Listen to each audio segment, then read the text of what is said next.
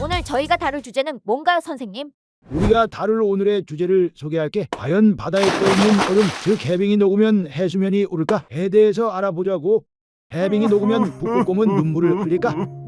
흐규규규규규 크크크크크크 우는 척하니까 진짜 우는 줄 알더라. 크크. 예끼 이놈. 자, 우리는 오늘 이 5가지를 생각해 볼 거야. 천천히 읽어봐. 5초 줄게. 마지막에는 해수면이 어떻게 되는지 알 수 있을 거란다. 해수면의 변화를 결정하는 것.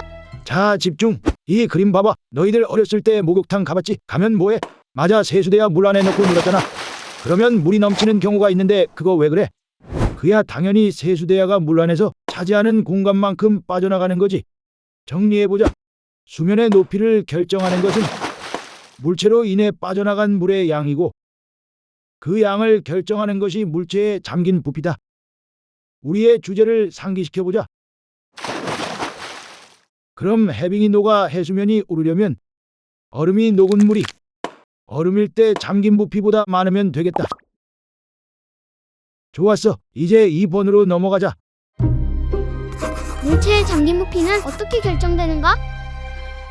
잠긴 부피가 어떻게 결정되는지 알기 위해서 이 이야기부터 해보자. 물체는 어떻게 떠 있는 걸까? 떠 있는 물체. 묘묘묘.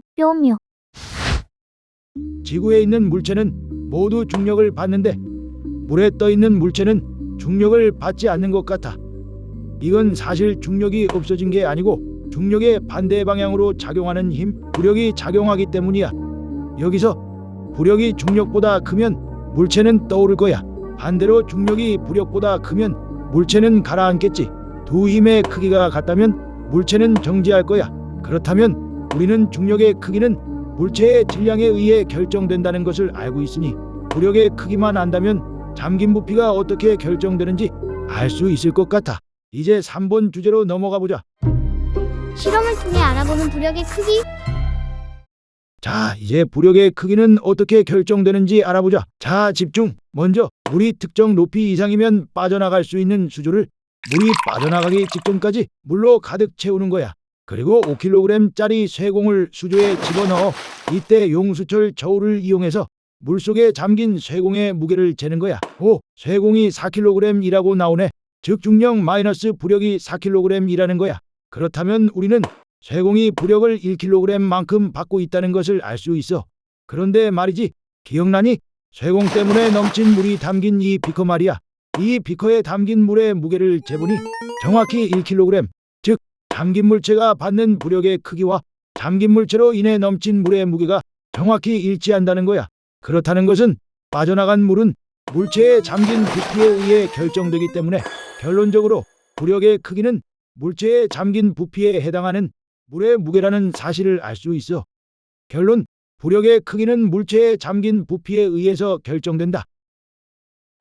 4. 부력과 중력의 크기를 통해 결정되는 것.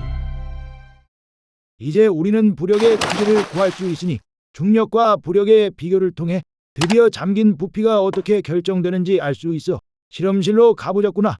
이 녀석들인가 영감? 귀찮게 하는군. 따라와라 애송이들. 카무이. 이 5가지 공은 모두 부피와 모양이 같고 왼쪽에서부터 무거운 순으로 물속에 같은 높이에 위치시켜놨어. 이제 재생시켜볼까나? 이거 설명해야 돼. 똑똑이들, 내 설명이 좀 빨랐을 수도 있으니 설명해볼게. 우리는 챕터 3에서 부력은 물체의 잠긴 부피에 해당하는 물의 무게만큼 받는다는 것을 알게 되었어. 즉 이 5가지의 공들은 모양 부피가 같기 때문에 모두 부력을 가운데 공이 무게만큼 받게 되어 있어 1kg으로 일정하다는 말이야. 그럼 5가지 공이 각각의 합력을 생각해보자. 왼쪽에서부터 1번은 아래로 4kg, 2번은 0, 3번도 당연히 0, 4번은 위로 0.2kg, 5번은 위로 0.7kg. 그래서 이런 결과가 나온 거지. 자, 이제 우리가 확인해야 할 것은 위로 떠오른 녀석들이야. 결론까지 얼마 안 남았어. 이 녀석들이 합력으로 인해 수면 위로 떠오르기 전에 정지시켜 놓은 거야. 이번에도 역시 높이는 각계에 맞춰놨어. 자, 무력은 물체의 잠긴 부피가 변하지 않는 이상 일정하기 때문에 두 공의 각각의 합력은 물체가 수면 밖으로 나오기 전까지 변하지 않아. 여기서 잠깐 편의상 수면의 높이는 고정시켰어. 그러다가 합력은 물체가 수면 위로 노출되는 부피가 생기기 시작함과 동시에 줄어들다가 합력이 0이 되는 순간이 오는데 그 이후 물체는 정지하게 되고 이때가 바로 물체의 잠긴 부피가 결정되는 순간이야. 그렇다는 것은 중력은 물체의 질량에 의해 이미 결정되어 있기 때문에 부력의 크기가 정확하게 중력의 크기와 같아지는 순간에 합력은 0, 물체는 정지, 그리고 잠긴 부피가 결정돼. 카무이 선상 파티에서 4번 주제 결말을 내볼까? 하하하. 안 돼. 저런 멋있는 옷을 입은 아이가 장난감을 수영장에 빠뜨려 버렸구나. 나케라. 자, 물에 장난감을 빠뜨리는 장면을 다시 한번 보자.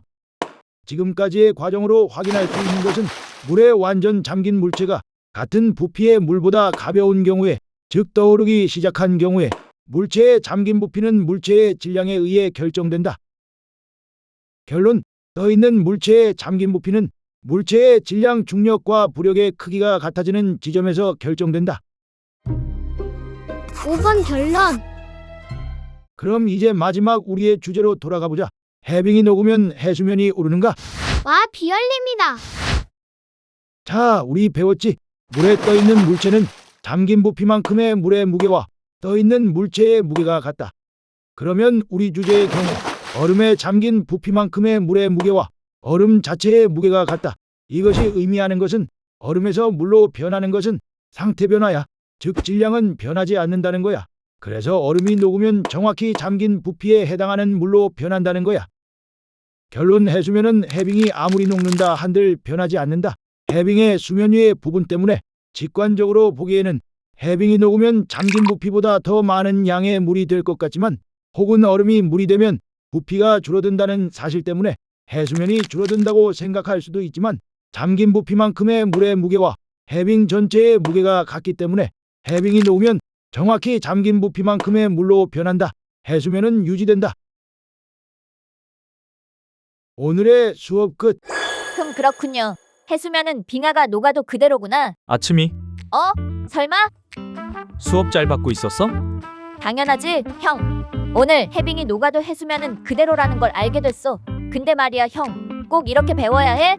이건 학교에서 배우는 내용도 아니고 그렇게 중요해 보이지도 않는데 말이야. 아침이 늘 말하지만 진실로 향하는 길은 힘들고 두려울 수 있어. 그렇지만 우리는 늘 진실을 추구해야 해.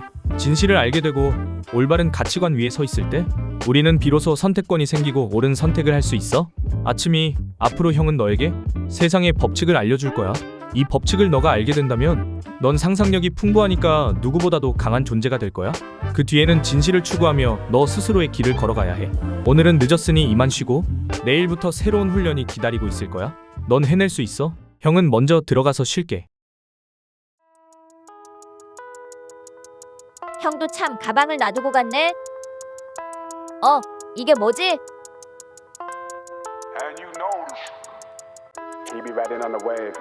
트럼프 대통령 파리 기후 협약 탈퇴? 이게 무슨 내용이지? 너무 어렵당. 가서 형이랑 놀기나 해야지. You ain't ready for the eighth. She ain't ready for the eighth. He be riding on the wave. I ain't got a lot to say. Mine's heavy, give me space. Time's ready, let me blaze. Spend money, what a waste.